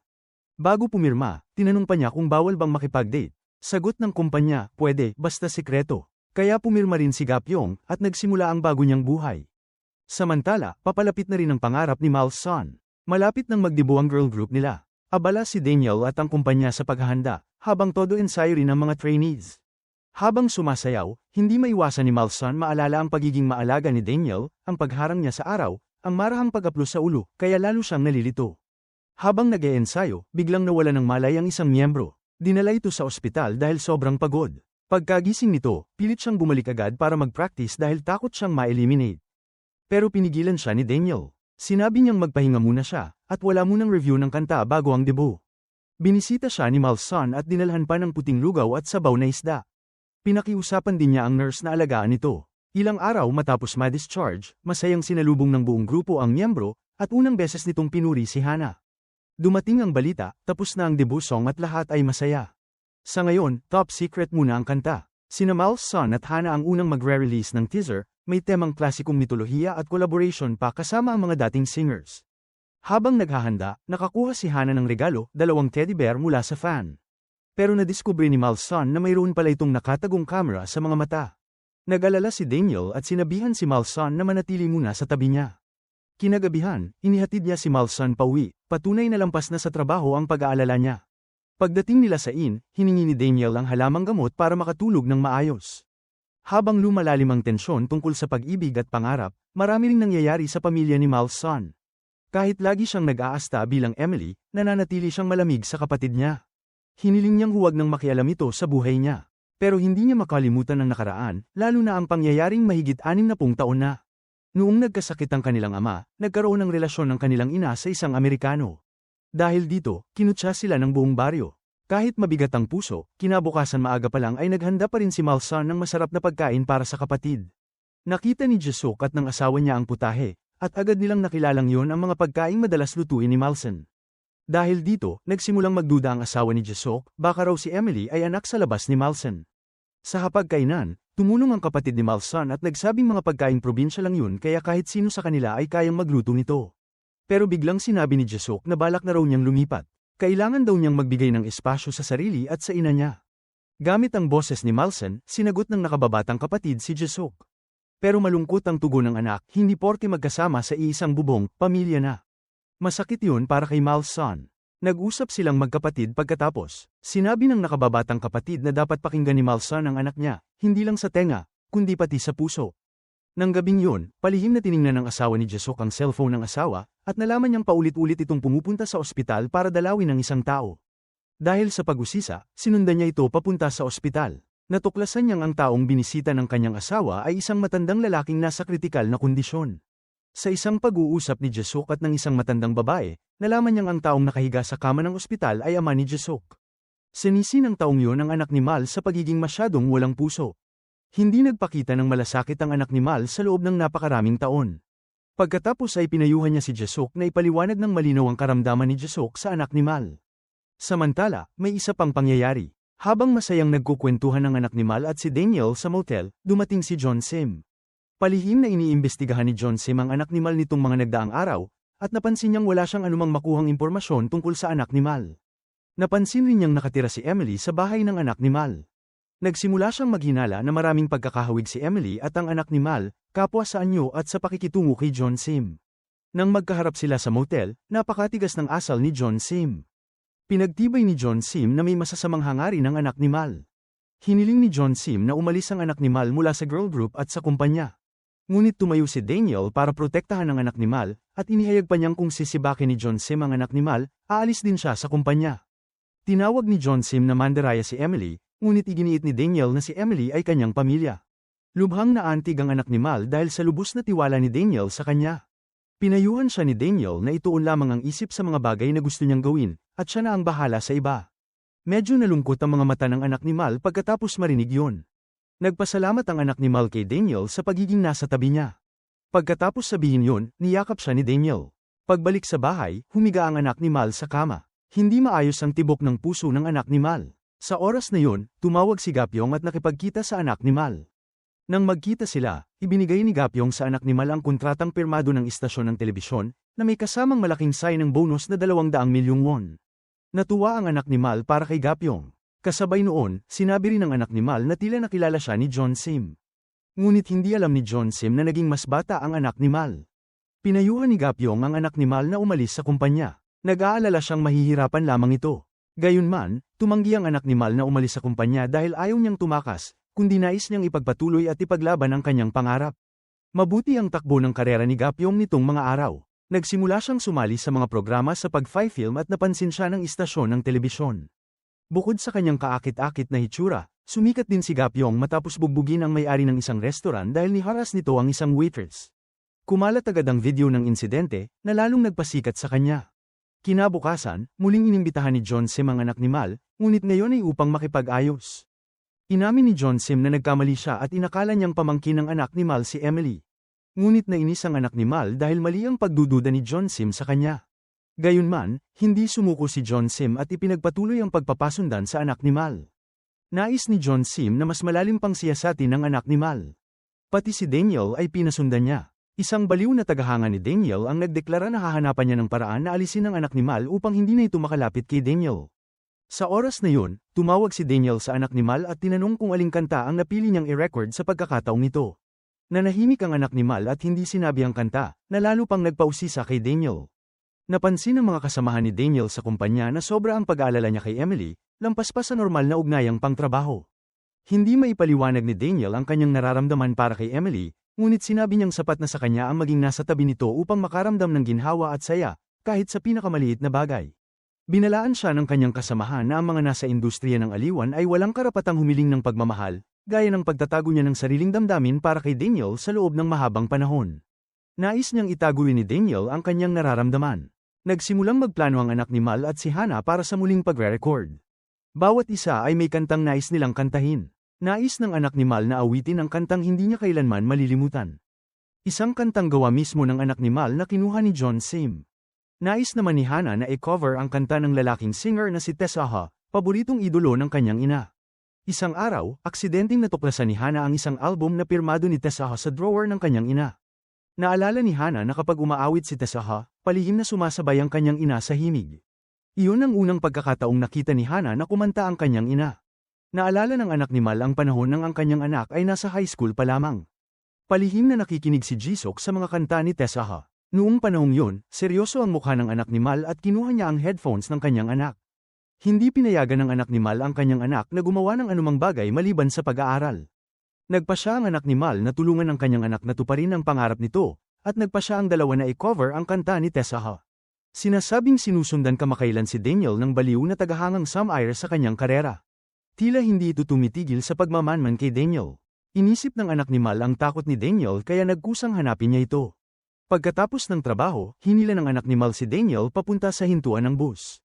Naniniwala ang anak ni Mal na napagtanto ng mga tagahanga ni Daniel na ginagawa niya ito para tulungan siya. Bago sumakay ng bus, mayabang na sinabi ni Daniel na natatakot siya sa pampublikong transportasyon. Ngunit nang makasakay na siya, nakatulog siya sa tabi ng anak ni Mal. Hindi sinasadya, naipahinga pa niya ang kanyang ulo sa balikat nito. Matinding nahiya ang anak ni Mal. Para makatulog ng maayos si Daniel, sinubukan ng anak ni Mal na ituwid ang kanyang mga binti. Para hindi sila makita ng iba, inilagay ng anak ni Mal ang kanyang sombrero sa ulo ni Daniel. Sa pag-uwi, ibinalik ni Daniel ang sombrero ng anak ni Mal at nagkwento tungkol kay Tessa Ha. Inanyayahan ni Daniel si Tessa Ha sa kumpanya para mag-film, umaasang darating din ang ina ni Hana sa kumpanya.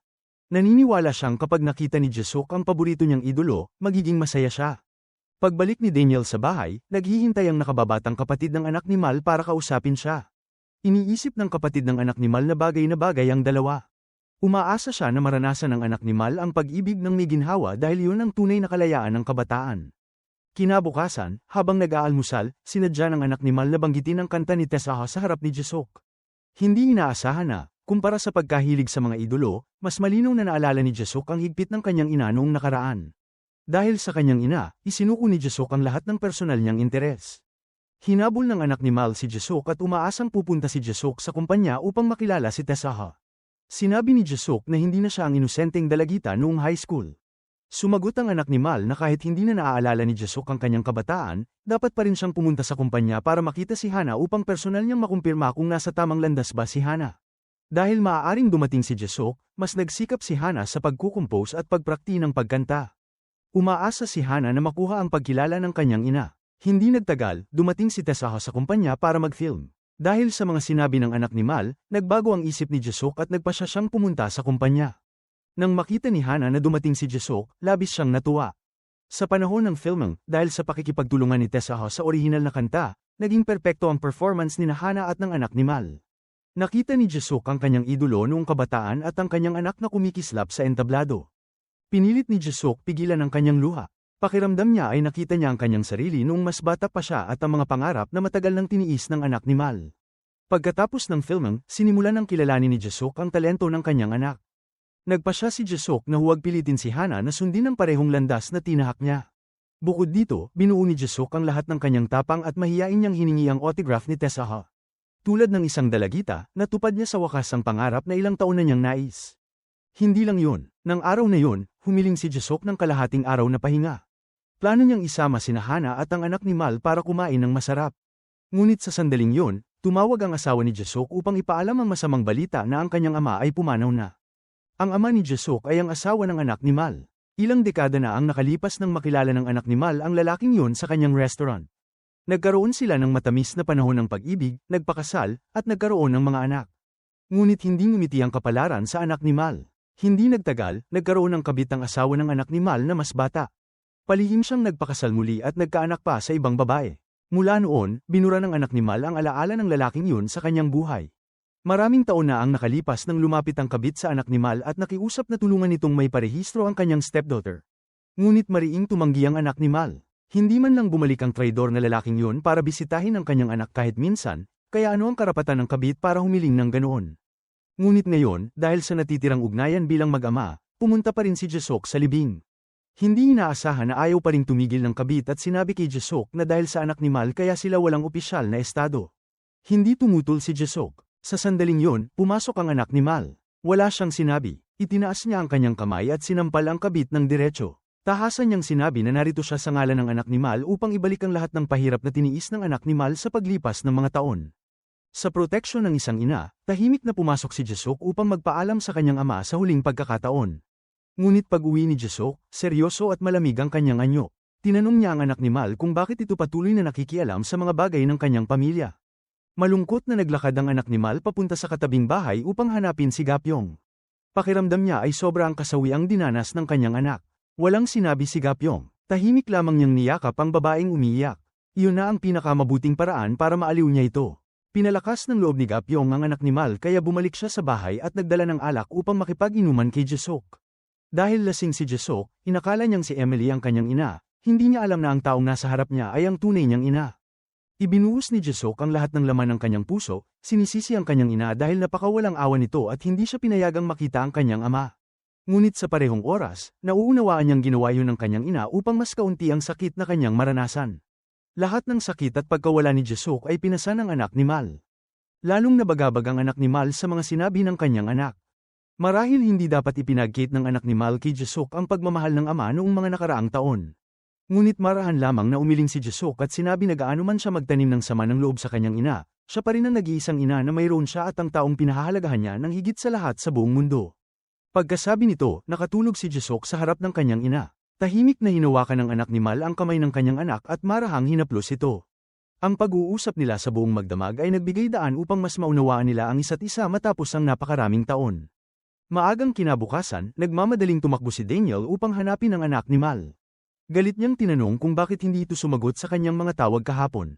Tinawagan niya ito nang hindi mabilang buong gabi. Ngunit kalmado lamang ang anak ni Mal at ayaw nang banggitin ang nangyari kagabi. Sa sandaling yun, nagpadala ang kumpanya ng mensahe ng abiso. Binuksan ito ni Daniel at agad na napatigil. Kumalat ang litrato ng anak ni Mal at ni Gapyong na magkayakap. Nagngit-ngit si Daniel nang makita yon. Mabilis namang nagpaliwanag ang anak ni Mal na tiyak na hindi ganoon ang relasyon nila ni Gapyong na iniisip ni Daniel. Sa huli, pinili ni Daniel na paniwalaan ang anak ni Mal. Hanggat hindi sila romantikong magkaugnay ni Gapyong, matatanggap niya ito. Nang araw na yon, nagdaos ang kumpanya ng isang emergency meeting. Sinamantala ni John Sim ang pagkakataon upang itulak palabas ng grupo ang anak ni Mal. Ngunit mariing ipinagtanggol ni Daniel ang anak ni Mal. Hindi man lamang siya nagatubiling ay lahad ng kanyang nararamdaman at sinabi niyang ang anak ni Mal ang taong gusto niya. Magkaibigan lamang ang anak ni Mal at si Gapyong. Dahil sa proteksyon ni Daniel, muling nakaligtas ang anak ni Mal sa panganib na matanggal sa grupo. Habang nag-e-ensayo ng choreography, patuloy na inaalala ng anak ni Mal ang mga sandaling ibinigay sa kanya ni Daniel. Usisero niyang tinanong si Hana at ang mga miyembro ng grupo kung ano ang kahulugan kapag sinabi ng isang lalaki na nagpapasalamat siya na hindi mo minahal ang ibang tao. Sabay-sabay na sinabi ni Hana at ng lahat na siyempre gusto siya nito. Nakakasiguro ang anak ni Mal sa nararamdaman ni Daniel, ngunit malinaw ang pamumula at pagkailang sa kanyang mukha. Napuno ang puso ng anak ni Mal ng malalamang na alaala na ibinigay ni Daniel. Pinaalalahanan ng anak ni Mal ang sarili na huwag munang mag-isip tungkol sa pag-ibig at kailangan niyang tutukan ng pangarap niyang maging mang-aawit. Kinagabihan, pumunta si Daniel sa practice room ngunit hindi niya nakita ang anak ni Mal. Sa oras na yun, nagmamadaling umalis ang anak ni Mal mula sa kumpanya, sinasadyang iwasan si Daniel. Hindi niya pinansin ang tuloy-tuloy na pagtunog ng telepono at umuwi. Kasabay nito, kara-rating lamang ni Jisuk mula sa trabaho. Napakasama ng loob ni Jisuk dahil sa hindi magandang nangyari sa kumpanya. Nais niyang makita ang kanyang ina upang may bahagi ang kanyang hinanakit. Ngunit pagdating niya sa bahay, isang papel lamang ang tumambad sa kanya. Nakasaad doon na ang kanyang ina ay magbabakasyon muna ng ilang araw. Doon lamang binuksan ng anak ni Mal ang kanyang telepono at nakita ang mensahe ng kanyang nakababatang kapatid na nagsasabing pupunta siya upang dalawin ang puntod ng kanilang ama. Ngunit sa katotohanan, ang driver ng taxi na may kakayahang magbalik ng oras ay dumating upang hanapin ang nakababatang kapatid ng anak ni Mal. Sinabi nitong nilabag ng kapatid ang mga alituntunin kaya kailangan nitong sumama sa kanya. Pagpasok ng nakababatang kapatid ng anak ni Mal sa sasakyan, nagpa siya itong puntahan ng puntod ng kanilang ama. Maaari itong maging huling hantungan bago tuluyang maglaho ang kanyang pagkakakilanlan. Sa boarding house na katabi, pumunta si Daniel upang hanapin si Gapyong. Ipinakita niya ang litrato ni Gapyong na yakap si Emily. Hiniling ni Daniel na huwag nang lumapit si Gapyong sa anak ni Mal dahil isa ng idol si Gapyong. Ngunit hindi alintana ni Gapyong ang kanyang karera. Handa siyang akuin ang lahat ng responsibilidad sa harap ng media. Bukod pa rito, iginiit ni Gapyong na hindi tunay na nauunawaan ni Daniel ang anak ni Mal tulad ng pagkaunawa niya rito. Mahigit kalahati ng buhay ni Gapyong ay inilalaan niya sa pagbabantay sa anak ni Mal. Tumugon si Daniel na sa lahat ng taon ng pagsunod ni Gapyong sa anak ni Mal, hindi pa rin niya nakuha ang kanyang pagmamahal. Pinatutunayan nitong wala silang tadhanang nakalaan sa isa't isa. Kinagabihan, lumabas ng bahay ang anak ni Mal at nakita niyang naghihintay si Daniel ng buong magdamag. Hindi na niya binigyan ng pagkakataong tumutol ang anak ni Mal at dinala niya ito sa kotse. Payapa ngunit matatag ang kanyang tinig. Ano man ang mangyari, ayaw niyang mabahala ito. Hihintayin niya ang anak ni Mal hanggat pareho sila ng iniisip. Pagkatapos sabihin yon, iminungkahi ni Daniel na magtago muna sila upang makaiwas sa mapanuring mga mata ng baliw na tagahanga. Kahit sinabi niyang tumatakas sila, kapansin-pansing masaya si Daniel sa buong paglalakbay. Nagmaneho siya papunta sa isang probinsyang tanyag dahil sa romantikong tanawin. Isang sikat na lugar kung saan nagde-date ang mga magkasintahan. Dito sila nagbiruan at kumuha ng mga litrato. Sa tuwing itataas ni Daniel ang kamera, hindi kailanman nawawala ang anak ni Mal sa pokus ng balangkas.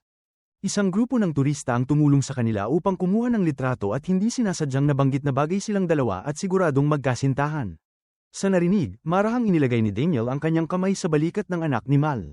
Magkasama silang kumuha ng litrato na puno ng saya.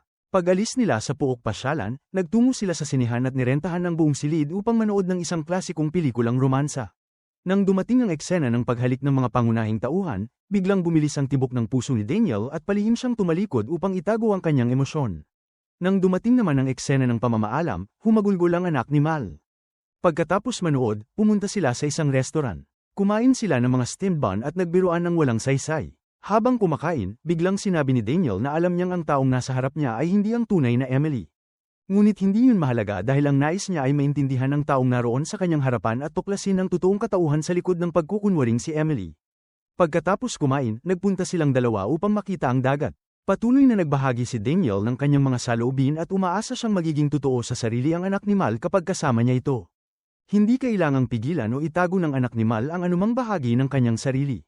Nais ni Daniel na gawin ng anak ni Mal ang tunay na nais niya at huwag hayaang lumipas ang buhay niya na may pagsisisi.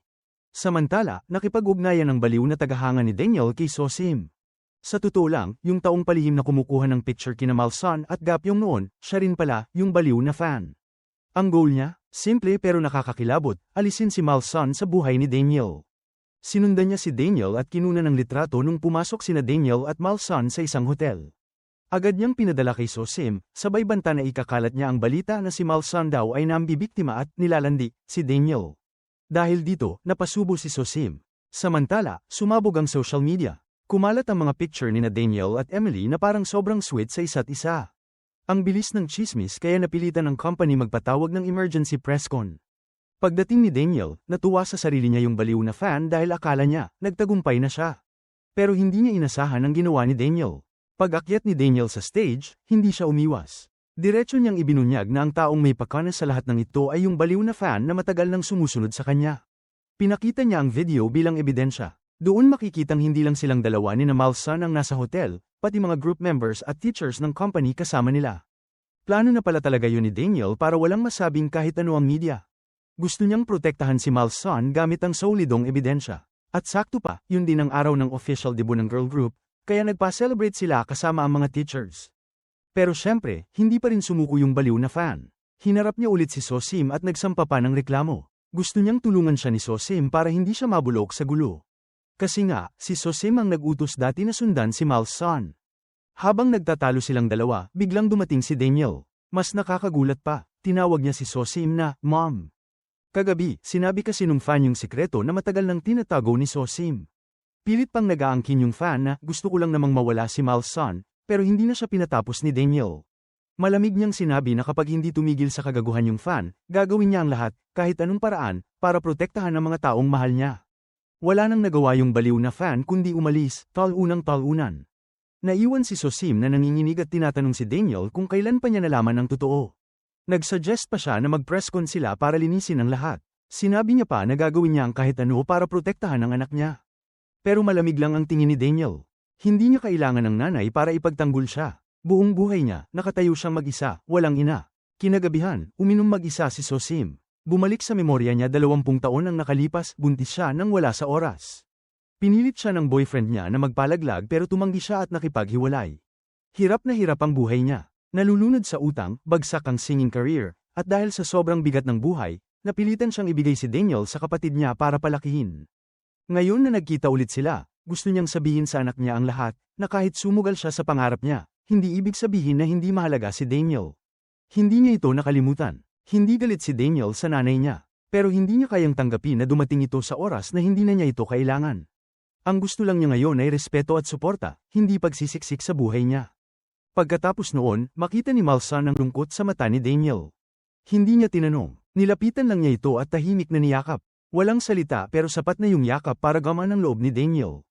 Bago siya umuwi, hinawakan ni Malson ang kamay niya, marahang pinapalakas ang loob niya. Sa gabing yun, nang sila na lang dalawa, ikinwento ni Malson ang tungkol sa pamilya niya, unang beses. Sa katahimikan, unti-unting nagbukas ng puso si Daniel. Ikinwento niya ang mga takot, ang lungkot, at mga bahaging hindi niya kailanman binahagi kahit kanino. Nang pareho na silang bukas, isinuklob ni Daniel ang coat niya sa balikat ni Malson. Hinawakan niya ang pisngi nito, parang naghahanap ng init. At doon, hindi na niya napigilan. Hinalikan niya si Malson. Hindi handa si Malson. Pero nung yumuko si Daniel para sa pangalawang halik, hindi na siya umiwas. Kinabukasan, nag-practice ang girls. Dumating si Daniel para manood. Pero mula umpisa hanggang dulo, kay Malson lang nakatutok ang mata niya. At si Malson naman, hindi rin maiwasang tumingin pabalik. Napansin yun ng kasama ni Daniel at marahang pinalalahanan siya na dahan-dahan lang. Sobra na kasi yung atensyon niya. Baka maging halata. Samantala, hindi pa rin sumusuko si Gapyong. Hindi alam ng anak niya na bamata na ang tatay niya, pero ramdam niya ang tensyon sa pagitan ni Gapyong at Daniel. At tulad ng tunay na anak, sinuportahan niya ang tatay niya. Hinimok pa niya si Gapyong na huwag hayaang maaga ni Daniel ang pagkakataon. Nang araw na yun, pumunta si Gapyong sa kumpanya upang hanapin ang anak ni Mal at sinabi niya na sa halip na mag-alala tungkol sa hinaharap, dapat nilang lasapin ang kasalukuyan. Dinala ni Gapyong ang anak ni Mal sa isang buong araw na pamamalipas. Huminto sila sa isang vintage record store. Maingat na isinuot ni Gapyong ang headphone sa anak ni Mal upang pakinggan ang musikang may dalang nostalgia. Naglakad-lakad sila sa mga kalye at nagkuha ng mga nakakatawang larawan. Nagsuot sila ng handbag at tinamasa ang magagandang kulay ng tagsibol at masasarap na pagkain. Pagsapit ng gabi, seryosong tinanong ni Gapyong ang tungkol sa kamakailang iskandalo. Napabuntong hininga ang anak ni Mal at sinabi na halos kumalma na ang lahat. Ngunit ang pinakaikinababahala niya ay si Daniel. Mukhang mas nag-iisa pa ito kaysa sa kanya. Tumahimik si Gapyong saglit at biglang tinanong ang anak ni Mal kung gusto niya si Daniel. Hindi itinanggi ng anak ni Mal yun. Sa simula, hindi niya iniisip si Daniel sa ganoong paraan, ngunit nitong mga araw ay mas mahirap na para sa kanya ang linlangin ang sarili. Nang maunawaan ni Gapyong ang tunay na nararamdaman ng anak ni Mal, napabuntong hininga lamang siya. Pinili niyang umurong at hiniling niyang maging matapang sa pag-ibig ang anak ni Mal habang mayroon pa siyang batang katawan. Maliban sa pag-ibig, hindi pa rin nakakalimot ang anak ni Mal sa mga mahal niya sa buhay. Nang gabing yun, pagbalik ng anak ni Mal sa bahay, nagdala siya ng mga pulang bean cake para sa kanyang anak na babae at nagpa siyang manatili muna sa bahay. Habang naglalakad sa paligid ng kapitbahayan, nakita ng anak ni Mal ang asawa ni Jisok na mag-isang nakaupo sa restaurant na dating pag-aari niya. Nang tanungin niya, nalaman ng anak ni Mal na ang 2 taong pinagbilhan niya ng restaurant ay hindi marunong magpatakbo, kaya ito nagsara. May probisyon sa kontrata kaya ngayon, bumalik ang asawa ni Jisok upang muling kunin ang pamamahala sa restaurant. Ngunit ang problema ay nawala ang recipe na iniwan ng anak ni Mal noon. Hindi marunong gumawa ng sopas ang asawa ni Jisok. Upang palakasin ang loob niya, pumasok ang anak ni Mal sa kusina at personal na ginabayan siya, hakbang ng hakbang, kung paano gumawa ng tradisyonal na sopas. Sa gabi, pag-uwi mula sa trabaho, nakarating si Jisok sa bahay. Pagdating niya sa pintuan, nagulat siyang makita ang mga tsinelas ng kanyang ina na maayos na nakalagay sa harap ng pinto. Naalala ni Jisok ang mga panahong umuwi siya ng gabi at palaging naghihintay ang anak ni Mal upang sawayin siya dahil sobra siyang nagtatrabaho. Pagkatapos ay ipinapaalala ng anak ni Mal kay Jisok na alagaan ang kanyang kalusugan. Nang araw na yon, naghanda ang asawa ni Jisok ng mangkok ng mainit na sopas. Tinikman yon ni Jisok at nagulat dahil ito ang lasa ng kanyang ina. Kagabi, nang pumasok si Jisok sa silid ni Emily, napansin niyang may pamilyar na amoy ng kanyang ina sa mga damit ni Emily. Ngayon, nang marinig niya ang asawa niya na nagsasabing si Emily ang nagturo sa kanya ng recipe, nagsimulang tumubo ang hinala sa puso ni Jisok. Kasabay nito, biglang naramdaman ng anak ni Mal na unti-unting nanghihina ang kanyang mga binti, ngunit hindi niya ito gaanong pinansin. Hindi niya alam na malapit lamang ay pinagmamasdan siya ng misteryosong tsuper ng taxi. Malakas itong tumawa at bamulong sa sarili na ang buhay ay isang siklo. Ang pinakamagandang mga bulaklak ang unang nalalanta. Kinaumagahan, matapos paalalahanan ni Hana, biglang napagtanto ng anak ni Mal na matagal na niyang hindi nagkakaroon ng buwanang dalaw. Mabilis na pumunta ang anak ni Mal sa banyo at tumingin sa kanyang mga braso. Lumitaw na ang mga batik ng katandaan. Nakita ito ng tagalinis ng kumpanya at napabuntong hininga, sinasabing nagkaroon din si Emily ng katulad na sintomas noon. Agad na tinanong ng anak ni Mal ang babae tungkol sa lahat ng nalalaman nito tungkol kay Emily. Matapos marinig ang buong kwento, lumabas ang anak ni Mal mula sa banyo na may mabigat na pag-aalala. Ngayon ang araw ng pagkuha ng unang MV ng girl group. Nang magsisimula na ang anak ni Mal, biglang sumakit ng matindi ang kanyang katawan. Pinilit niyang magpatuloy ngunit sa kalagitnaan ng pagkuha, hindi na kinaya ng kanyang katawan. Bumagsak sa sahig ang anak ni Mal. Pagkagising niya, mabilis niyang pinakalma ang lahat at sinabing napagod lang siya ng kaunti. Ngunit alam ng anak ni Mal sa kanyang puso na hindi na mahaba ang natitirang oras niya. Kaya determinado siyang tapusin ang MV bago matapos ang pangarap na ito. Dahil sa pagpupursige ng anak ni Mal at ng lahat, naging maayos ang pagkuha at natapos sa oras. Ngunit matapos ang huling eksena, agad na umalis ang anak ni Mal sa studio. Nang gabing yun, lumabas siya at muling nakatagpo ang misteryosong tsuper ng taxi.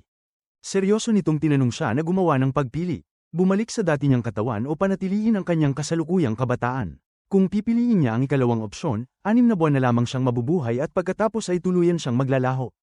Umalis ang tsuper at iniwan ang anak ni Mal ng 3 araw upang mag-isip. Hindi alam ng anak ni Mal ang gagawin kaya nakipagkita siya kay Gapyong. Ipinakita niya kay Gapyong ang mga batik ng edad sa kanyang braso at sinabi ang totoo na si Emily ay ang kanyang kakambal na kapatid. Ito ang lihim na ibinunyag ng nakababatang kapatid ng anak ni Mal bago ito umalis. Kinabukasan, naghanda ang mga miyembro ng girl group ng masasarap na pagkain para sa anak ni Mal. Nais nilang manatiling malusog siya. Para sa kanila, hindi lamang siya kakampi kundi mahalagang bahagi ng grupo. Ang taos-pusong pag-aalala nila ay labis na nakaantig sa anak ni Mal. Kasabay nito, lalo niyang namiss ang magagandang sandaling ito. Nang gabing yun, mag-isa siyang nakaupo sa practice room at binalikan ang nakaraan. Ang mga panahong walang sawang inabot niya ang kanyang pangarap sa pagkanta, ang pawis at kaligayahan sa pagtayo sa entablado, lahat ng yun ay nagpapahirap sa anak ni Mal na bitawan ang pangarap. Ngunit kung hindi siya babalik, kailangan niyang iwan ang kanyang anak na babae. Habang nag-iisip ang anak ni Mal, nakatanggap siya ng tawag mula kay Jisok. Nag-set si Jisok ng oras para magkita at kumustahin ang kalagayan niya. Handa na ang anak ni Mal sa pinakamasamang maaaring mangyari. Marahan niyang sinabi kay Jisok na huwag nang hintayin pang bumalik ang kanilang ina. Ngunit hindi inaasahan ng anak ni Mal na titingnan siya ni Jisok ng diretso, at buong paniniwala nitong sinabi na si Emily ay ang mama niya. Sa lahat ng senyales na nakita niya noon pa, napagtanto ni Jisok na ang 20 taong gulang na babae sa harap niya ay ang mismong ina niya. Napaluha si Jisok habang tinitingnan ng kanyang ina ng may pagmamahal. Ang pinakagusto niya ay hindi ang pagbabalik ng kanyang ina sa lumang anyo, kundi ang pagpapatuloy ng buhay nito ng maliwanag at maganda tulad ng ngayon.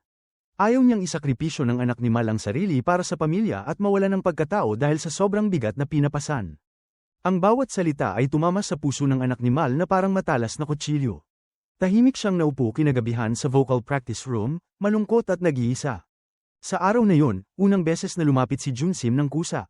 Umupo siya sa tabi ng anak ni Mal at sinabi ang mga bagay na matagal na sanang dapat ibinahagi. Ito ang una nilang taos-pusong pag-uusap. Inamin ni Junsim na si Daniel ay tunay niyang anak. Ipinagbili niya si Daniel sa anak ni Mal at hiniling na pahalagahan nila ang isa't isa. Inalok pa niya na ibalik ang kantang ninakaw niya noon. Ngunit ngumiti lamang ang anak ni Mal at marahang tumanggi. Kahit siya ang gumawa ng kanta, si Junsim ang naghatid nito sa mundo. Sa totoo lang, hindi na yun pag-aari ng anak ni Mal. Pagkatapos ng pag-uusap, nakipagkita ang anak ni Mal kay Daniel sa family soup shop. Siya mismo ang nagluto ng masarap na pagkain para kay Daniel. Sinabi niya na kahit gaano siya kabisi, dapat niyang alalahanin ang pagkain, pahinga, at ang hindi pagpipilit sa sarili. Napatingin si Daniel sa anak ni Mal na puno ng pag-aalala, na para bang may kutob siyang mawawala na naman siya tulad ng dati. Ngumiti lang ang anak ni Mal at sinabi na ang pagkikita o paghihiwalay ay hindi mahuhulaan. Ang pinakamahalaga ay pahalagahan ng bawat sandali. Pagkatapos kumain, tumingin ang anak ni Mal kay Daniel at marahang sinabi na huwag itong magtanong at yakapin na lamang siya. Tahimik na sumunod si Daniel, mahigpit at puno ng ibig sabihin. Bago siya umalis, ipinadala niya sa anak ni Mal ang bagong kantang siya mismo ang gumawa, isang awit na inialay niya para sa kanya. Habang pinagmamasdan ng anak ni Mal ang papalayong likod ni Daniel, may hindi maipaliwanag na damdaming bumalat sa puso niya. At sa mismong sandaling yun, biglang lumitaw ang kakambal niya. Hindi nagsalita tungkol sa mga nakaraang araw o nagtanong tungkol sa hinaharap ang nakababatang kapatid na babae ng anak ni Mal, kundi hinawakan lamang niya ng mahigpit ang kamay ng anak ni Mal. Pagkatapos ay mahina niyang sinabi na anuman ang maging desisyon ng anak ni Mal, susuportahan niya ito ng walang kondisyon. Ngumiti ang anak ni Mal. Pagkatapos ay magkahawak kamay na umuwi ang dalawa. Kinabukasan, sinalubong ng entablado ang unang pagtatanghal ng grupo ng mga babae. Sa silid-bihisan, pinilit ng anak ni Mal na pakalmein ang sarili. Habang naghahanda ang anak ni Mal, dumating si Mr. Daniel at binigyan siya ng halamang tableta. Tinapak niya ang balikat nito at hinikayat ang lahat ng miyembro. Umaasa siya na magniningning sila sa entablado ngayong araw. Bago ang pagtatanghal, lumitaw din ang misteryosong driver ng taxi. Ipinaalala niya sa anak ni Mal na malapit nang matapos ang 3 araw ng pag-iisip. Tumango ang anak ni Mal at sinabing nagawa na niya ang kanyang desisyon. Kasama sa mga manunood ng pagtatanghal na yun sina Miss Jisuk at ang kanyang asawa. Dumating din ang nakababatang kapatid na babae ng anak ni Mal at si Mr. Gapyong upang suportahan siya. Sa entablado, lubos na ninamnam ng anak ni Mal at ng mga miyembro ang sandali ng pagganap. Ginamit nila ang kanilang mga pangarap at sigasig upang magniningning. Nang matapos ang pagtatanghal, nagbigay ang mga manunood ng mainit na palakpakan. Sa nakita niyang yun, labis na naantig ang anak ni Mal. Ito ang pinakamatingkad na kabataan na naranasan niya. Isang kabataang hindi maaaring kopyahin. Pagkatapos ng palabas, kusang inimbitahan ng anak ni Mal sina Miss Jisuk at ang kanyang asawa sa hapunan. Ilang araw na ang nakalipas, nagdesisyon si Miss Jisuk na magbitiw sa trabaho sa malaking korporasyon, at balak niyang magparehistro sa pagsusulit para sa sertipiko ng arkitekto upang sundan ang landas na tunay niyang ninanais. Sa hapagkainan, masayang nagkwentuhan ng buong pamilya, tinatamasa ang pinakamainit na sandali ng pagmamahalan. Pagkatapos ng pagkain, sumulat ng liham ang anak ni Mal para kay Miss Jisuk. Inalala ng anak ni Mal ang 2 lubos na magkaibang buhay na kanyang naranasan. Isang ina na nagsakripisyo ng lahat para sa kanyang mga anak at isang dalagang minsang tumayo sa entablado. Araw-araw ng buhay ng anak ni Mal ay puno ng kaligayahan. Napakasaya niya na hindi na niya naramdaman ang pag-iisa at hindi na rin siya naiinggit kaninuman. Bilang si Emily, marami siyang natutunan mula sa mundo ng kabataan. Hindi lamang natupad ng anak ni Mal ang kanyang pangarap, nakilala rin niya ang taong minahal niya. Marahil ang buhay ay parang isang paglalakbay. Isang lugar kung saan ang bawat paglalakbay ay nagdadala ng magandang tanawin. Nauunawaan ng anak ni Mal na ang kabataan ay hindi tungkol sa pagbura ng mga kulubat o pagbalik ng edad, kundi isang kondisyon ng kaisipan, isang pag-asa at adhikain na palaging umiiral sa puso ng tao. Pagkatapos ipadala ang liham sa kanyang anak na babae, naglaho ang anak ni Mal mula sa mundong ito. Pagkaraan ng 1 taon, patuloy pa rin kumikislap ang grupo ng mga babae, ngunit wala na si Emily sa entablado. Dumating ang panibagong pagtatanghal, at labis na namiss ni Hannah si Emily. Bago umalis, sinabi ni Emily sa kanya na kahit hindi siya nasa tabi niya, o kahit wala siyang masasandalan, kailangan pa rin niyang maniwala sa sarili. Sa ibang lugar, nagkaisa ang manugang ng anak ni Mal at ang anak ni Mr. Gapyong upang pamahalaan ang restaurant ng sopas. Sa tulong ni Mr. Gapyong, magkasama nilang muling itinayo ang tindahan at ginawang isang masigla at mataong restaurant. Patuloy na namuhay ang kambal na kapatid ng anak ni Mal sa pagkakakilanlan ng kanyang kapatid. Ngayon, sa bahay na yun, tanging sina Miss Jisuk at Mr. Gapyong lamang ang nakaalam ng katotohanan. Hindi nagtagal, natanggap ni Miss Jisuk ang magandang balita na pumasa siya sa pagsusulit sa arkitektura. Bagamat wala na si Emily sa tabi ni Mr. Daniel, nagsimula si Danny na matutong maging maseryoso sa buhay dahil sa kanyang mga payo. Isang araw, pumasok siya sa isang maliit na restaurant at biglang tumugtog mula sa mga speaker ang kantang isinulat niya para kay Emily. Ang pamilyar na himig ay nagpaalala sa kanya ng napakaraming alaala tungkol sa kanya. Hindi niya maiwasang itaas ang kanyang ulo, at sa harap niya ay naroon ang isang waiterang kahawig na kahawig ni Emily. Para bang may naunawaan siya. Lumingon ang waitera at marahang ngumiti sa kanya. Tulad ng sinabi ng anak ni Mal, ang pagkikita o paghihiwalay ay parehong mga himala ng buhay. Ito ang kabuuang nilalaman ng serye. Maraming salamat po sa patuloy na pagsuporta sa Nilagang Mani. Hanggang sa muli.